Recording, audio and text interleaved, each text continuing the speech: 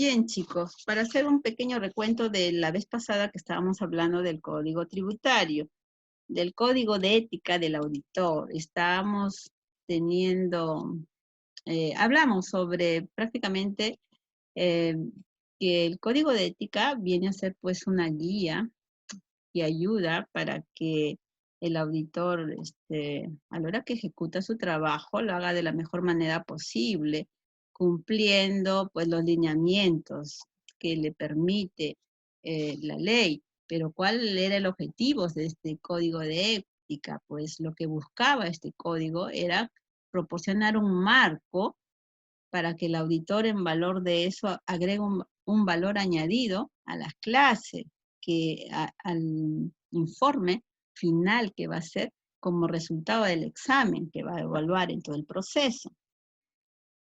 También este código va a permitir la mejora de todos los procesos y operaciones de la organización. Y la importancia de este código es para el profesional de auditoría que le va a permitir pues que trabaje en base a normas, principios y lineamientos que le otorgue al momento de dictar ese informe, para que así pueda cumplir con los objetivos y él sea una persona íntegra y transparente al momento de determinar en esa empresa los posibles riesgos que tenga y haga un buen control y dirección de la misma. Ahora, comenzamos a hablar de los principios fundamentales de este código de ética, que hablamos de la integridad, que es muy importante, pues que el auditor sea una persona justa y honesta, que es una de las bases para que pueda hacer esta auditoría. Otro principio muy importante habíamos visto que era la objetividad. ¿Y qué hablábamos sobre la objetividad?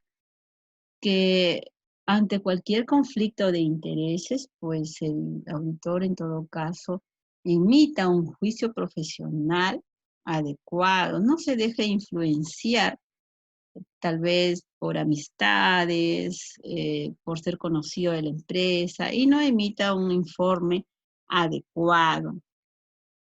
Ahora, otro de los principios que habíamos tomado también en cuenta era que el auditor debe ser competente y debe tener un cuidado en su profesión. ¿Por qué?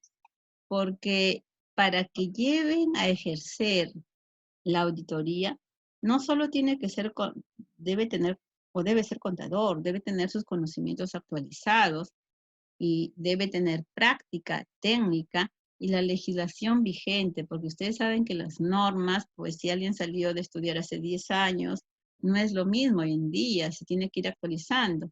Entonces, si no tiene esa actualización vigente, pues no va a dar un buen informe. Y otro punto muy importante venía a ser la confidencialidad.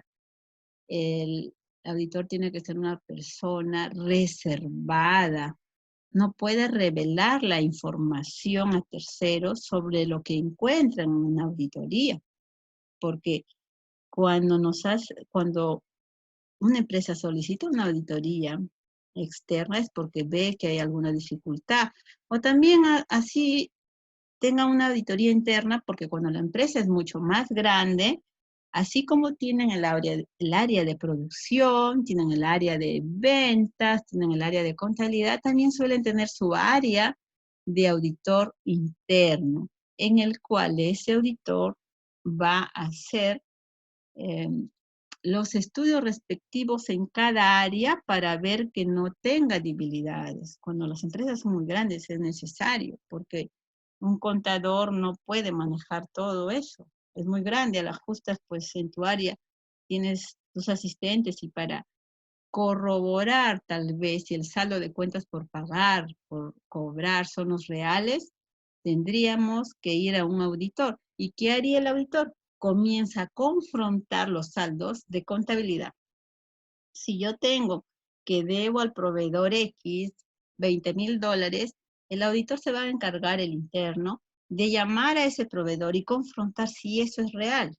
Lo que en el área de contabilidad uno como contador no tiene el tiempo de hacer eso.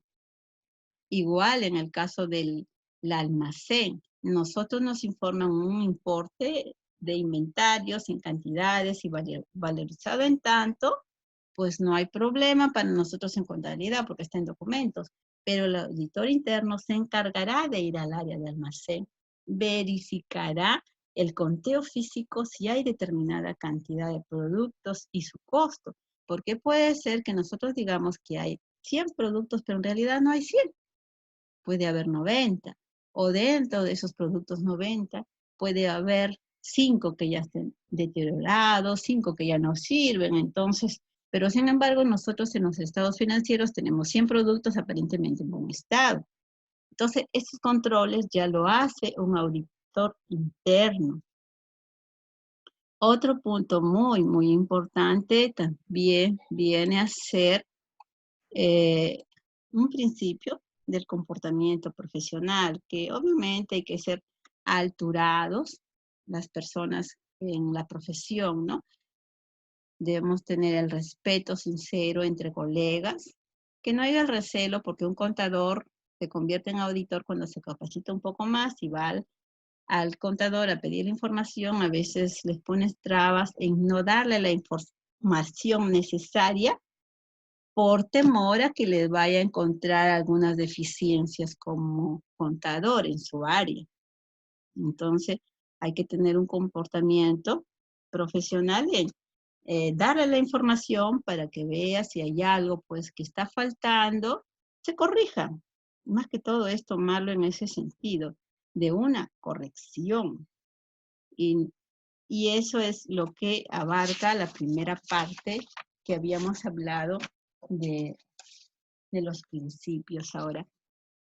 Así como hay esos principios, también hay otros alcances de las normas, de la ética, y uno de esos es la independencia de criterio. ¿Qué nos habla esta independencia de criterio? Que tenemos que ver que una de las funciones que tiene el auditor es que tiene que ser, pues, objetivo e imparcial. No puede, supongamos que está haciendo auditoría en una empresa y en esa empresa él trabajó pues hace 5 años atrás y tocó revisar que le haga auditoría ese periodo. Entonces él mismo no va a decir pues sus deficiencias, ¿no? Entonces en ese caso debería ser imparcial y decir no, yo no puedo auditar ese periodo en el cual yo trabajé, o si estoy auditando el año pasado, por decir, y en ese periodo está trabajando mi yerno como contador, tampoco, porque él se va a ver un poco, pues, no va a tener la independencia de criterio, se va a ver un poco atemorizado y no va a dar un examen real, no va a ser